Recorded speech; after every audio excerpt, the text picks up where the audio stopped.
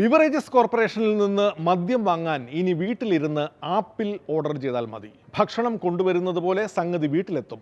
ഭക്ഷണ വിതരണക്കാരായ സ്വിഗ്ഗി, സൊമാറ്റോ എന്നിവരുമായി സഹകരണത്തിനാണ് ശ്രമിക്കുന്നത്. നടന്നാൽ ഗംഭീരമായി. മദ്യവും ടച്ചിങ്സും വേണമെങ്കിൽ സോഡയും വെള്ളവും വരെ വീട്ടിലെത്തും. മദ്യവരെ ആഹ്ലാദിപ്പിൻ, അറുമാദിപ്പിൻ. കുപ്പിയെടുക്കാം. അല്ല, കുപ്പിയെടുത്താല സൽസ. സംസ്ഥാനത്തിന് ഈ മദ്യം ഓൺലൈനിൽ ബുക്ക് ചെയ്യാം. ബെക്കോ ആപ്പ് 10 ദിവസത്തിനകം ഹോം ഡെലിവറി എന്ന ആശയത്തിൽ നിന്ന് പിന്നോട്ടില്ലെന്ന് MD.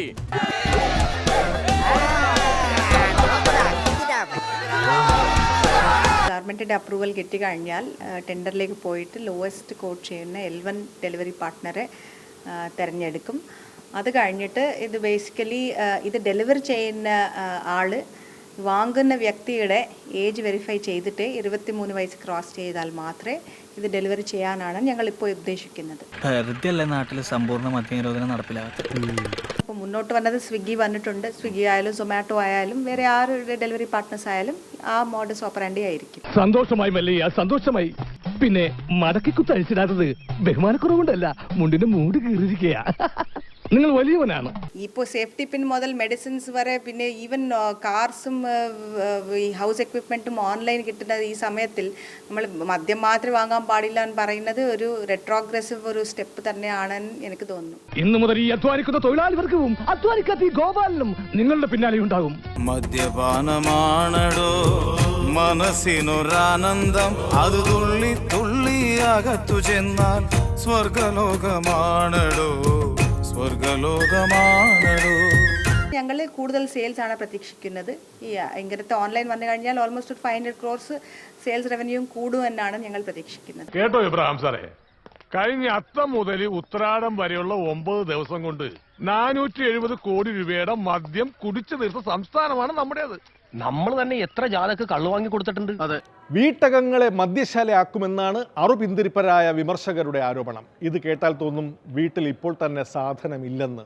അടിച്ചാൽ വയറ്റിൽ കിടക്കണം, അല്ലെങ്കിൽ വീട്ടിൽ കിടക്കണം എന്ന മുദ്രാവാക്യം ബെവ്കോയ്ക്ക് ഈ പദ്ധതിക്കായി സ്വീകരിക്കാവുന്നതാണ്. ഇനി ഹോം ഡെലിവറി നടന്നില്ലെങ്കിൽ തന്നെ മദ്യവരെ ആപ്പിലാക്കാൻ ഉറച്ചാണ് ബിവറേജസ് കോർപ്പറേഷൻ. ഞങ്ങളൊരു സെപ്പറേറ്റ് ആയിട്ട് ഒരു ബെവ്കോ ആപ്പ് റെഡി ആക്കുന്നുണ്ട്. അതൊരു 10 ദിവസത്തിനകം റെഡിയാവും. ഓഫ്കോഴ്സ് ഗവൺമെൻറ്റിൻ്റെ അംഗീകാരം കിട്ടിക്കഴിഞ്ഞാൽ ഇത് ഓൺലൈനിലേക്ക് പോവും.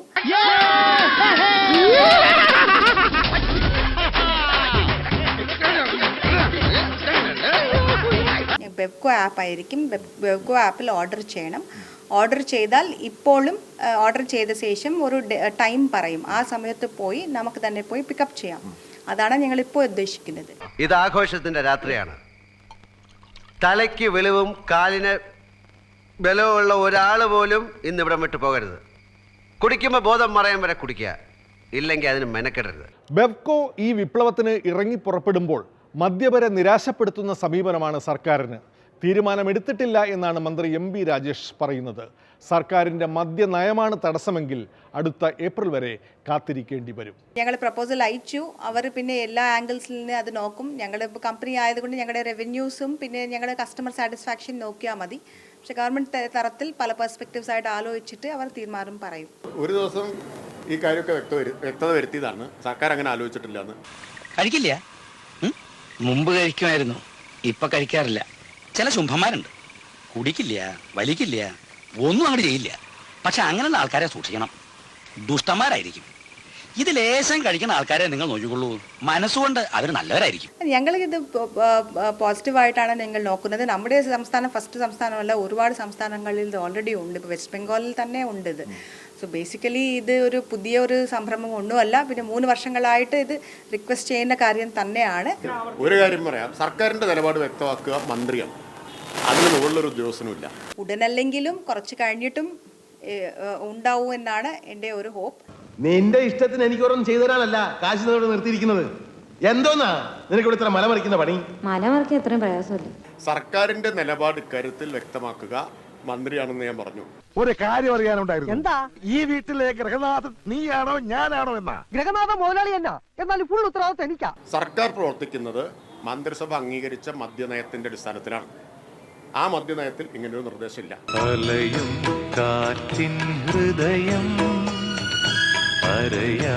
കൊമ്പിൽ തേങ്ങി മാഷെ പോലെ ദൈവം ഇല്ലേ ഇല്ലെന്ന് വിശ്വസിക്കുന്ന ആളാ ഞാനും. ഈ ഈതയിൽ ആൽക്കഹോൾ കുടിച്ചാൽ ഫിറ്റാകുന്ന ഞരമ്പ് മനുഷ്യ ശരീരത്തിൽ വെച്ച് പിടിപ്പിച്ച ദൈവം മദ്യലോപിയുടെ ആളാ.